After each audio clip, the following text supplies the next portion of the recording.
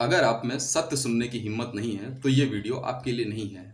इस तस्वीर को देखकर आप समझ गए होंगे मैं किस मुद्दे पर बात करने जा रहा हूँ आपसे। देखिए, मैं ज्योति मौर्य ने क्या किया आलोक मौर्य के साथ, आलोक मौर्य ने ज्योति मौर्य के साथ क्या किया, हम उस पर बात नहीं करने जा रहे हैं। इस मुद्दे का प्रभाव देश की आधी आबादी, जिसे हम महिला आबादी कहते हैं, उस पर क्या प्रभाव पड़ा है, उसके व्यक्तिगत जीवन में, उसके सामाजिक जीवन में, उसके दिमाग पर क्या प्रभाव पड़ा है, हम उसके बारे में बात करेंगे। आप लोगों ने रील्स में, यूट्यूब रील्स में आपने देखा होगा कि इस मुद्दे को इतना लोग हंसी मजाक में बना रहे हैं और इस पर लोग शेयर कर रहे हैं। शेयर करने के साथ साथ खूब घर में भी एक दूसरे का मजाक उड़ा रहे हैं, अपनी बहनों तक का मजाक उड़ा रहे हैं, अपनी होने वाली पत्नी तक का मजाक उड़ा रहे हैं कि हम तुम्हें नहीं भेजेंगे, अगर हम तुम्हें भेज दिए तो हम ऐसा करेंगे। आप पत्नी का मजाक नहीं उड़ा रहे हैं, आप उसके चरित्र पर उंगली उठा रहे हैं। और आपको किसने अधिकार दिया चरित्र पर उंगली उठाने को? ना तो हर लड़की ज्योति मौर्य होती है और ना ही हर लड़का जो है आलोक हो सकता है। ये समाज है, यहाँ पे ऐसी घटनाएं होती रहेंगी, कोई माई का लाल इन घटनाओं को रोक नहीं सकता है।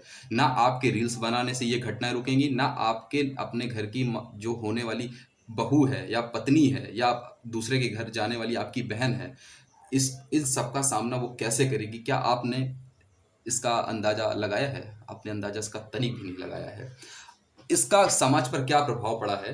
अगर आपको इसका वानगी देखनी है, इसका एग्जाम्पल देखना है, तो आज आप अपने घर में जब सब लोग इकट्ठे हों तो आप सिर्फ इतना बोलिएगा कि अब मैं अपनी होने वाली पत्नी को बाहर तैयारी करने के लिए भेजूंगा क्योंकि वो मुझसे ऐसा करने को बोल रही थी। तुरंत ऑब्जेक्शन लोग लेंगे और यहाँ तक हो सकता है कि आपकी शादी भी ना कराएं। अगर आप स्वयं में आत्मनिर्भर नहीं है तो आपकी बिल्कुल बात नहीं मानी जाएगी और आपकी शादी भी वो लोग कहेंगे आपको करना है, आप अपने पैसे से कीजिए, अगर मैं कराऊंगा तो बहू मेरी घर से बाहर नहीं जाएगी पढ़ाई करने। इस मुद्दे ने ये प्रभाव डाला है। वहीं पर आप अपने बहन पर ट्राई कीजिए कि आपकी बहन अगर अपने होने वाले पति से कह दे कि मैं आऊंगी तो मैं वहां तैयारी करूंगी, तो लड़का तो तुरंत बोल देगा कि मैं तो नहीं भेजूंगा क्योंकि इतना खर्चा कर रहा हूं, कल के मान लीजिए ज्योति मौर्य ना बन जाओ तुम। और कहीं लड़के के माँ बाप अगर ये बात जान गए कि लड़की ऐसा बोल रही है, ऐसा मांग कर रही है, तो वो तो सीधा कह देंगे कि बेटा देखो लड़की ये सही नहीं लग रही है। ये समाज पर प्रभाव पड़ा है, महिला समाज पर। अब को जो भी लड़कियां बाहर रहकर तैयारी कर रही हैं, जिनकी शादी हो चुकी है या जिनकी होने वाली है या जो सोच रही हैं, उनको पहले घर में परमिशन लेने के लिए ना पैसे के लिए परमिशन पहले लेती थी कि हमें पैसा दीजिए हम जाएंगे, तो उनसे सवाल जवाब होते थे। आज की डेट में क्या है कि उन्हें सबसे पहले अपने घर में उस चरित्र का प्रमाण पत्र देना पड़ेगा कि वो जब तैयारी करने जाएंगी तो वो ऐसा कोई काम नहीं करेंगी जिससे उनके होने वाले पति या उनके भाई, उनके माँ बाप पर उसका गलत प्रभाव पड़े।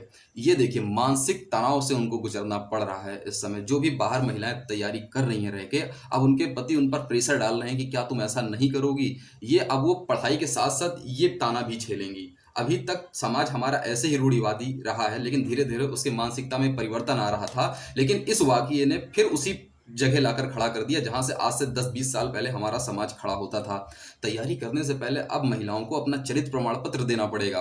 दूसरी तरीके से महिला जो आधी आबादी का प्रतिनिधित्व करती है वो प्रतियोगिता से पीछे हो सकती है, प्रतियोगिता से पीछे हो सकती है। और इस वाकये से महिलाएं जो खुद आत्मनिर्भर होना चाह रही थी वो आत्मनिर्भर नहीं होंगी। जब तक महिला आत्मनिर्भर नहीं होगी तब तक उसे गुलामी घर में पति की करना पड़ेगा और अपने सास ससुर की करना पड़ेगा।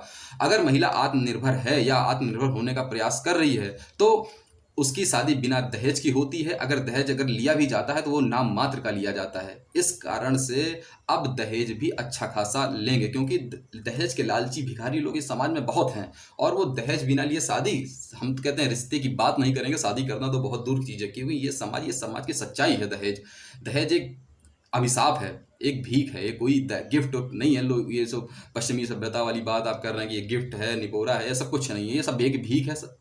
जो है दहेज एक भीख है। देने वाला जो है वो भिक्षा दे रहा है, आप लेने वाले आप भिखारी हुए, ये भीख है। और बेटियों की शिक्षा पर इसका नकारात्मक प्रभाव पड़ा। जो बेटियां पढ़ लिख कर कुछ करना चाह रही थी, नाम रोशन करना चाह रही थी अपने माँ बाप का, अब बताइए वो कैसे कर सकती हैं? उन्हें अपने आप को साबित करने का मौका ही नहीं मिलेगा। क्यों? क्योंकि पहले तो वो जो है लोग ऐसे ही उनको नहीं पढ़ाते थे कि ये दूसरे के घर जाएंगी, इनके पढ़ लेने से मेरा क्या प्रॉफिट होगा। लेकिन कुछ लोग जो इस मानसिकता से उबर आए थे, अब उनको ये डर सताने लगेगा कि ये कहीं मेरी इज्जत ना डुबा दे ज्योति मौर्य की तरह। तो कुल मिला के कहने की बात है कि अगर घर में ऐसी कोई बातें छिड़ती हैं कि नहीं हम अपनी बहू बेटियों को बाहर नहीं पढ़ने जाने देंगे, नहीं तो वो ज्योति मौर्य बन जाएंगी, आप उस बात का तुरंत अपोज करिए और अपनी बहन का, अपनी होने वाली पत्नी का, या जो पत्नी आपकी बाहर गई है उसका समर्थन कीजिए और उसका मनोबल बढ़ाइए कि नहीं, हर लड़की ऐसी नहीं होती है, आप तैयारी करो, हम आपका इसमें पूरा समर्थन करेंगे।